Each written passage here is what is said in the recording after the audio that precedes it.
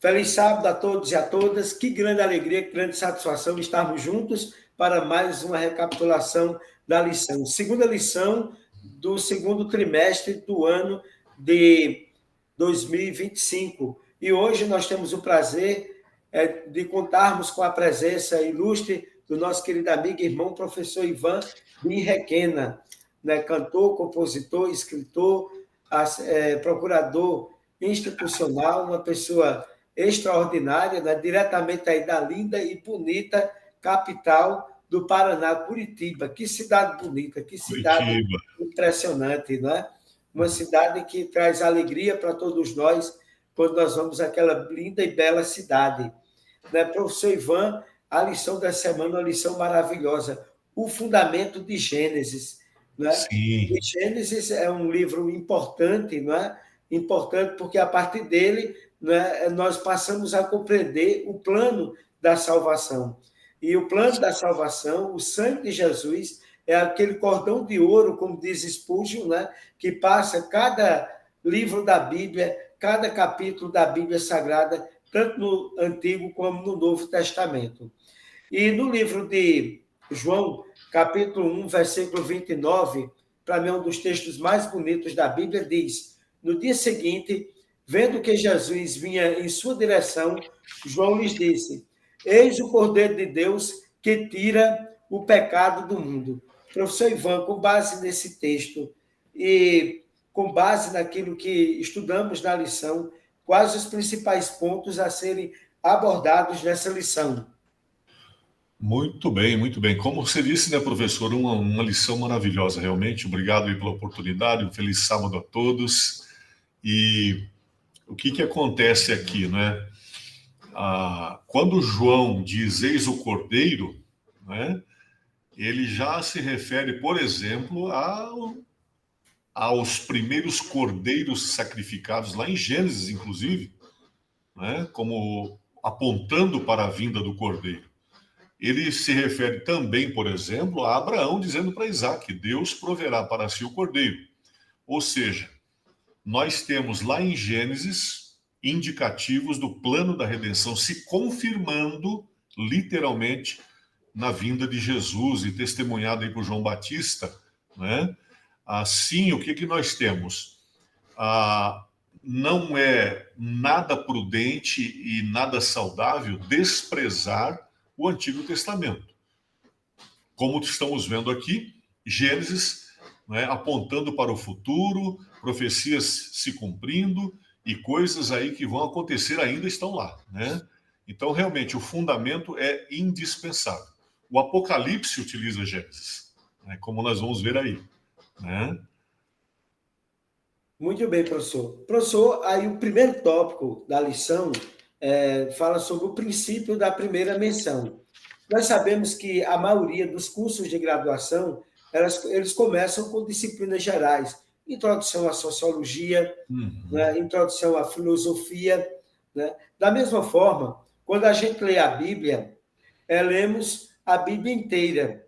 Né? E é como se o livro de Gênesis ele fosse uma graduação em teologia e ele estaria ali apresentando uma introdução.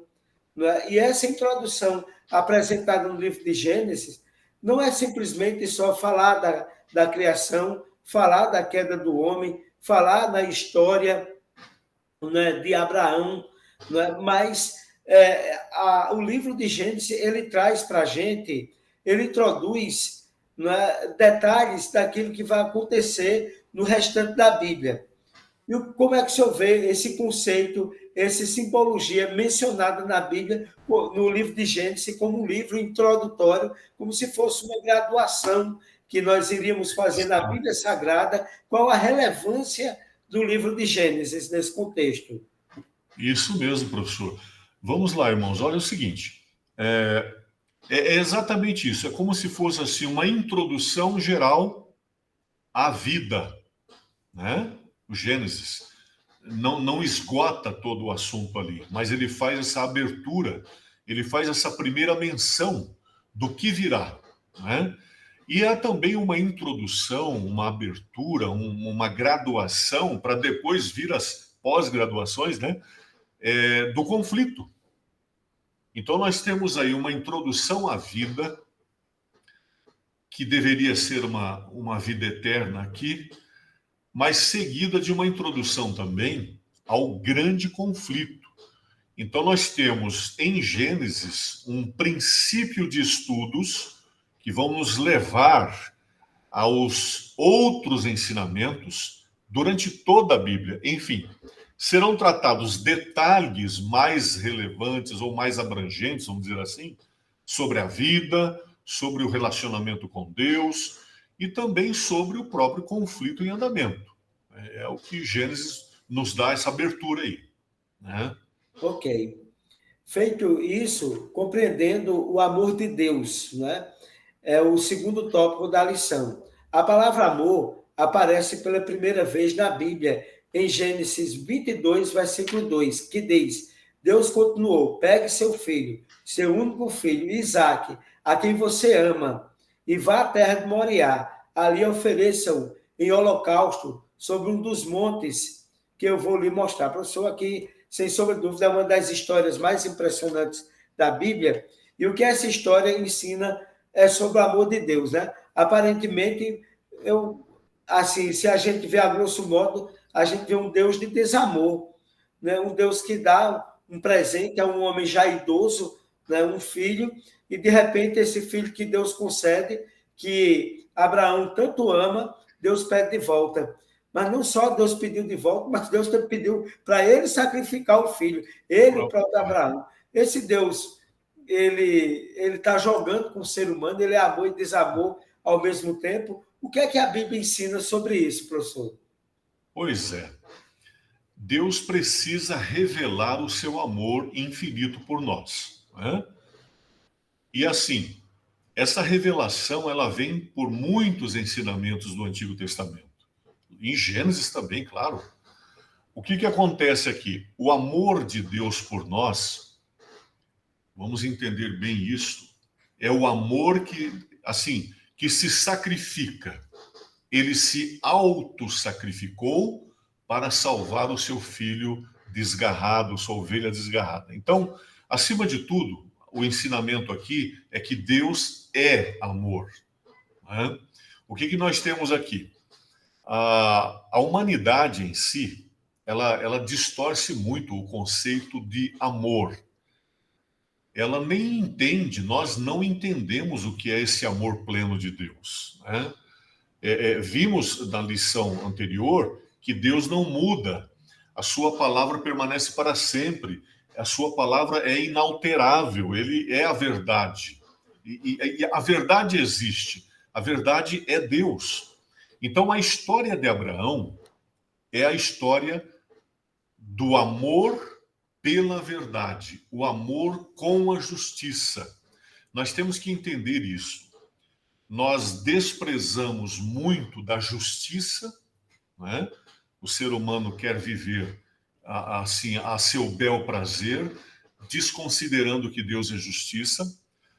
E nesse contexto todo de desconsiderar que Deus é justo, ele acaba entrando num terreno do desamor, não é? Ele se desprende de Deus, que é a fonte da vida, e ele se desprende de Deus também, que é a fonte do amor, né? Então, nós temos aqui em Abraão e Isaque uma lição do que seria Deus entregando o próprio filho, né? E ele mesmo assistindo ao sacrifício do filho sem poder agir em favor dele, em prol de nós. Então, a história de Abraão oferecendo Isaque em sacrifício significa profeticamente que Deus ofereceria o seu filho por nós, em holocausto, sobre a cruz. Muito bem, professor. Professor, outro tópico também aqui da lição, que a gente estuda, né, nesse contexto aqui, é quando apresenta aqui a pergunta de Isaac, né? A pergunta de Isaac ela é crucial, acho que aquilo foi uma facada, no sentido simbólico, no coração de Abraão. Onde está o cordeiro, né? Porque estava tudo ali, mas Isaac sentia falta do que era primordial para que acontecesse o sacrifício, né? Meu pai, onde está o cordeiro? Essa é o tópico da lição. Portanto, a história de Isaac nos ajuda a entender como os cordeiros são usados de modo simbólico, como essa história se relaciona com o que João viu em Apocalipse, né? Esse contexto, o cordeiro aqui, né, no Gênesis, e o cordeiro ali no Apocalipse. É verdade. Olha que lição maravilhosa, que ensinamentos, meu pai. Olha, Isaac fez uma análise ali do contexto, ok, eu estou vendo aqui a faca, eu estou vendo aqui a lenha, eu estou vendo aqui o fogo, não é? Eu estou vendo o próprio sacerdote. Aí ele dá uma olhadinha ali para o alto do morro ali, ele já, quem sabe, já vê até uma pedra, um altar. Puxa, tá tudo no lugar, realmente, viu? Agora, ele não está vendo o cordeiro. E essa pergunta realmente é incrível, né?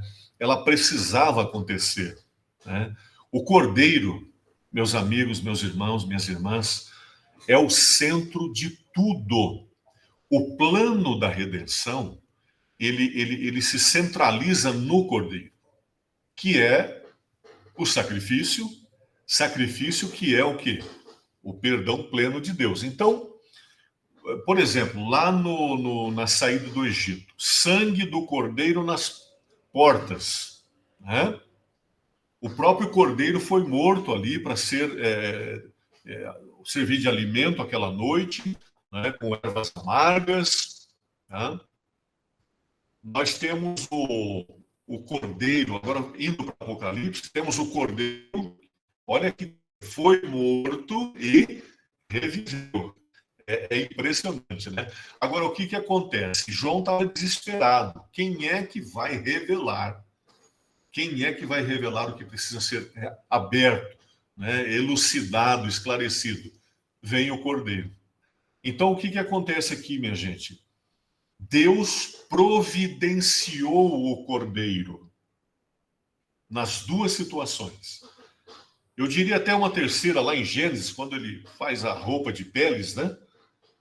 Mas assim, Deus providenciou o cordeiro para a experiência de Abraão e Isaque, e Deus providenciou o cordeiro para a abertura dos 7 selos. Então, Jesus é o cordeiro de Deus que tira o pecado do mundo. Que bênção, temos o cordeiro conosco, né? Isaque, onde está o cordeiro? João Batista, eis o cordeiro. Exato, né? É maravilhoso a gente verificar isso, né? Que o que Sim, o homem ele perde no livro de Gênesis, ele ganha no Apocalipse, né?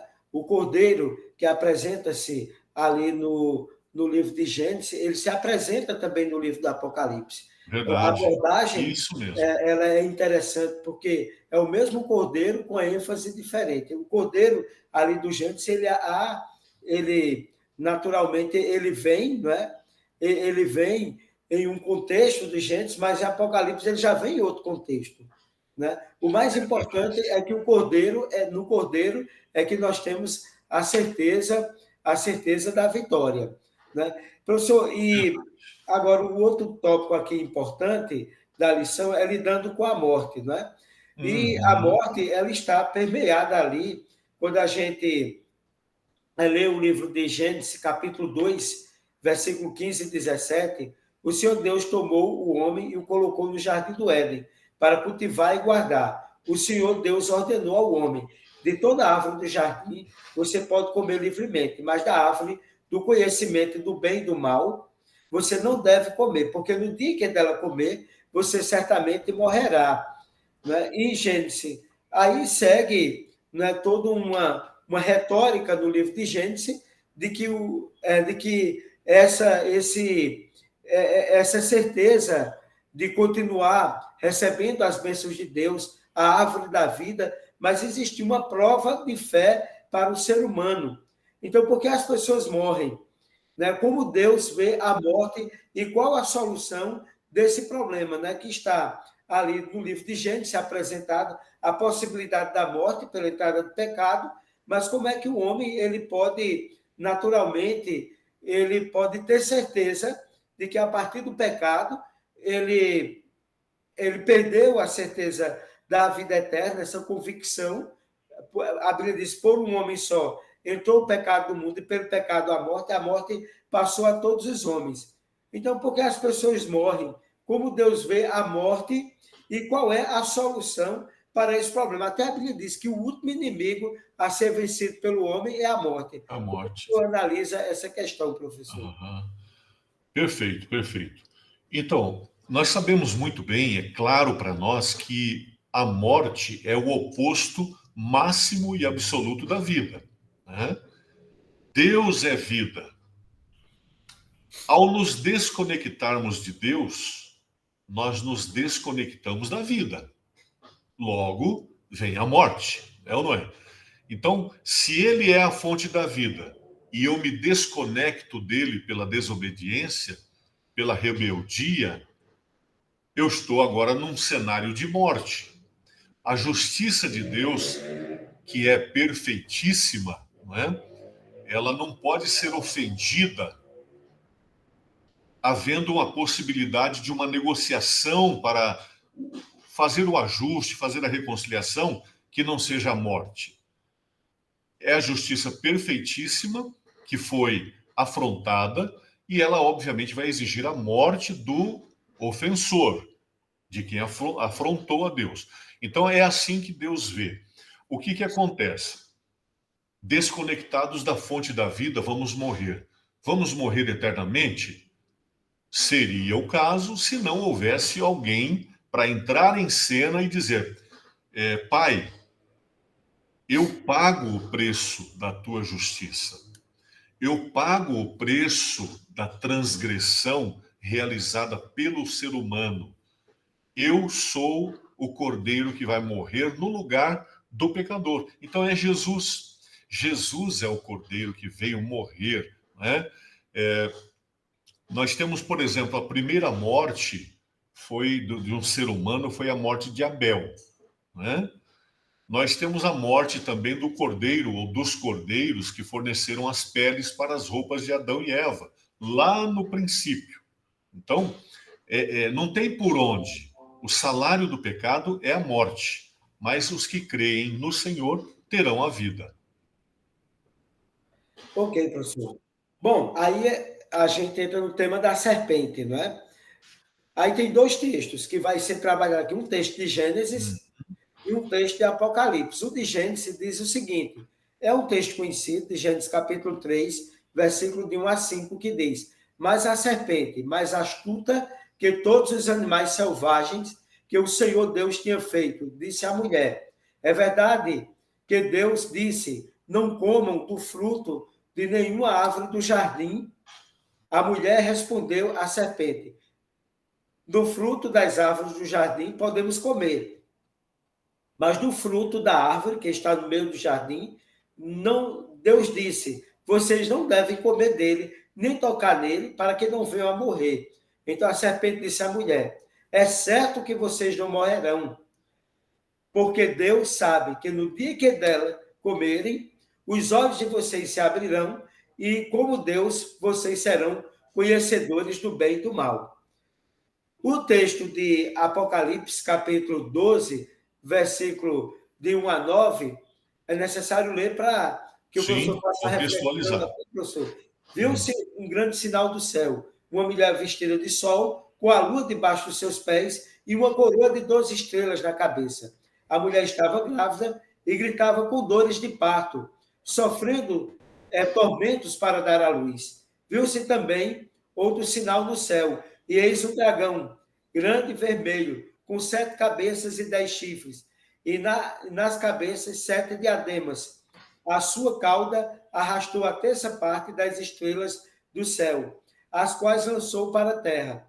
E o dragão que deteve diante da mulher, que estava para dar à luz, a fim de devorar o filho dela quando nascesse, ela deu à luz um menino homem, que há de governar todas as nações com cetro de ferro. E o filho da mulher foi arrebatado para junto de Deus e do seu trono. A mulher, porém, fugiu para o deserto, onde Deus lhe havia preparado um lugar, para que nele as sustentem durante 1260 dias. Então estourou a guerra no céu. Miguel e seus anjos lutaram contra o dragão, e também o dragão e os seus anjos, mas não conseguiram sair vitoriosos, e não havia mais lugar para eles no céu. E foi expulso o grande dragão, a antiga serpente que se chama Diabo e Satanás, o céu de todo mundo, e foi atirado na terra, e com ele os seus anjos. Professor, a pergunta é o seguinte: quais os termos comuns que tem nesse relato de Gênesis, capítulo 3, versículo 1, e Apocalipse 12, de 1 a 9?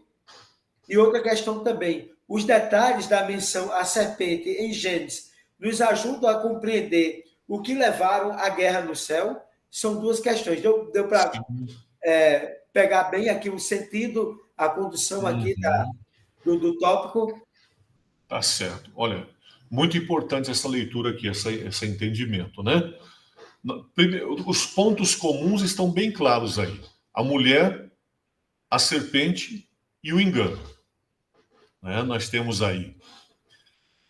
É incrível, né, a ligação de Gênesis com Apocalipse, né? A mulher lá no jardim sendo enganada pela serpente. Olha, mulher, engano e serpente. Mentiras, né? Então, o que acontece?